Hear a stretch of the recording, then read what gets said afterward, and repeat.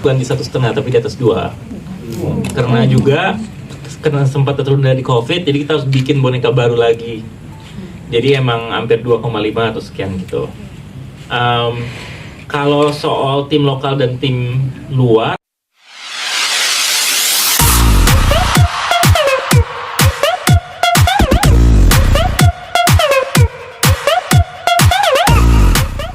Jika bawain dulu ya. Ada.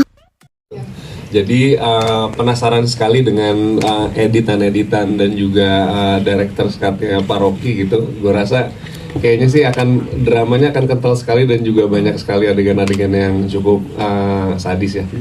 Ya. Oke, selanjutnya mungkin Mbak Masai, gimana perasaan? Selamat malam semuanya. Malam, Mbak. Ya, yang pasti seneng banget ya gitu karena ini juga pertama kali project aku bareng sama Pak Rocky. Dan ini juga di final chapter ya dari The Doll. Yang pasti happy banget, mudah-mudahan filmnya disukai, terus banyak yang nonton, dan kalian semua happy. Amin. Amin. Oke, terima kasih. Nah, ini juga ada Montserrat Giselle dan juga Zizi Zidan, yang mana kita juga pengen tahu 2 tahun lalu tuh sebesar ini nggak sih tubuhnya sebenarnya? Karena lumayan lama juga waktu itu. Karena saya juga tadi sempat nonton juga ada beberapa, kayaknya sih ya perasaan tuh kayaknya ada sedikit perbedaan. Dan juga saya pengen nanya sama Pak Rocky, sebenarnya ada berapa boneka sih yang digunakan di film The Doll 3. Tapi sebelumnya juga saya pengen nanya perasaannya sama Montserrat Giselle dulu deh untuk film The Doll 3 yang hari ini gala premier. Halo semuanya, selamat malam. Yang pasti sih aku senang banget dan aku nggak sabar buat kalian semua untuk melihat hasilnya, hasil kerja keras kita para cast dan juga orang-orang di balik layar gitu. Jadi ya. Oke, kalau Zidan gimana? Malam semuanya. Alhamdulillah banget, seneng banget, lega banget. Seneng juga karena dipercaya Pak Rocky bisa join ke final chapternya The Doll 3 ini. Overall seneng banget sih.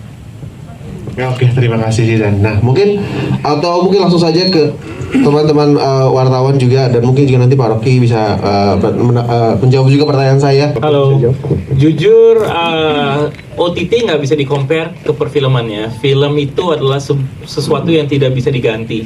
Itu sebuah experience yang semuanya itu pergi bareng, menonton di big screen dengan Dolby. Itu nggak akan pernah bisa diganti dengan OTT, yaitu yang screen kecil dan stereonya ya begitu-begitu aja.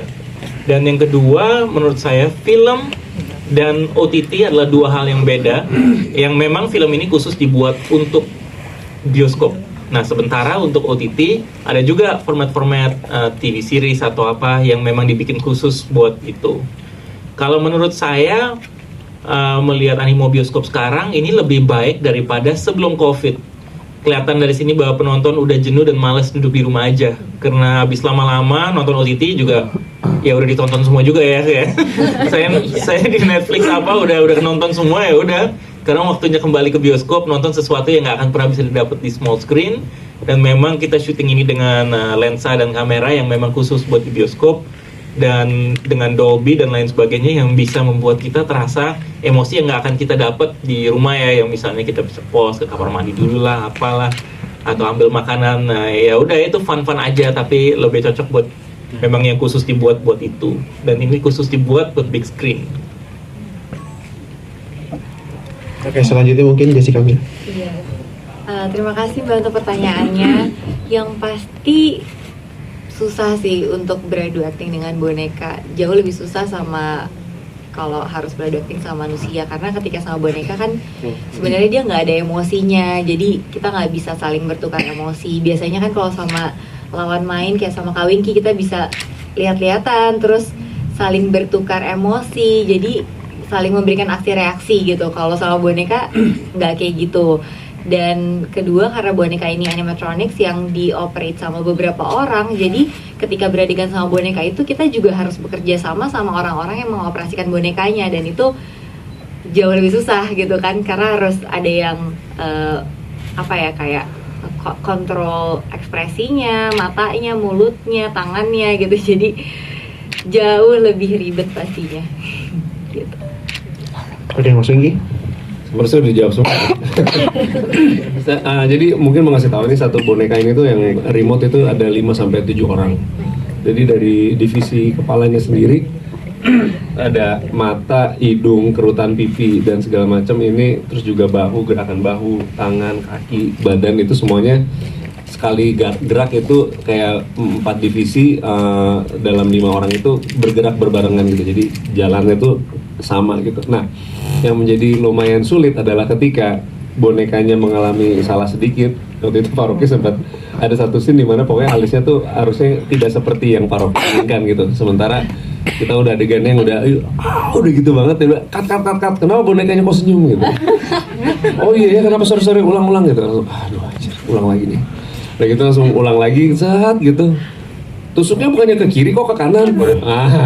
Jadi ketika kita emosi udah sampai titik tertentu yang udah tinggi, bonekanya kadang-kadang salah karena nggak gampang sekali ya animatronics itu main remote gitu. Nah ketika misalnya dia udah bener, emosi kita turun. Jadi kayaknya roller coaster banget itu. Tapi dari awal memang kita semua waktu pre-reading, Pak Rocky juga sudah bilang bahwa di sini adalah tes kesabaran ya, karena kita belum pernah melakukan tes ini di industri film Indonesia with this animatronics dolls. Jadi ya kita coba ya, kita sabar ya, kita jalanin ini, ya udah itu aja sih kesulitannya. Yang ini bukan yang animatronics ya? Ini daminya doang. Ini ya. daminya doang. Buat promo. Jadi aman ya Pak, nggak akan lari-lari kemana-mana ya Pak ya? Oh enggak. Aman ya? Belum tahu. Belum tahu ya. Jauhin aja benar-benar tajam ya. Dan mungkin selanjutnya teman-teman, silakan. Wah, dengerin. Terima kasih. Bukan di 1,5 tapi di atas 2. Karena juga karena sempat tertunda di COVID, jadi kita harus bikin boneka baru lagi. Jadi emang hampir 2,5 atau sekian gitu. Kalau soal tim lokal dan tim luar itu memang bekerja sama. Kita ada animatronics team yang memang expert dari sana yang datang ke sini untuk bekerja sama dengan orang-orang di Bali dan juga dari tim Switzerland untuk membuat boneka ini dan juga untuk menjalankan. Tapi itu bercampur dengan orang di Bali juga. Tapi dibuatnya di Bali. Tapi orang US sama Switzerland ada di sana untuk make sure semuanya benar gitu. Kalau yang dari Switzerland, Orlando, Basi kayaknya pasti banyak orang tahu ya. Kalau dari US memang ini pertama kali ya dia datang ke sini untuk membuat animatronics, tapi memang dia punya kerjaan memang di sana seperti itu. Dan di tim Bali itu adalah timnya Orlando Basi sendiri. Ada apa lagi? Pemasaran di luar untuk Asia? Oh. Iya betul, ini memang akan tayang di luar negeri, di Asia, Far East Asia dan juga masuk setahu saya sih ke Brazil dan Latin America ya. Memang sudah ada konfirmasi, tapi ada beberapa yang memang tayang di bioskop, khususnya yang di Asia. Nggak semuanya serentak, ada yang 2 minggu kemudian, ada yang 3 minggu kemudian, dan ada juga yang 1 bulan kemudian. Semuanya tergantung kalendernya yang mereka kasih kita. Tapi pasti tayangnya di semua bioskop, bukan limited release. Satu hal yang lupa tadi, Screamfest Festival yang di Las Vegas yang setiap tahun, dan Hitmaker kan pernah ikut, Screamfest di LA ya. Betul ya, di LA. Apa diikutkan juga ini di 23 Pak? Enggak, buat film ini kita nggak ikutkan ke film festival. Oke, thank you Pak. Thank you. Oke, terima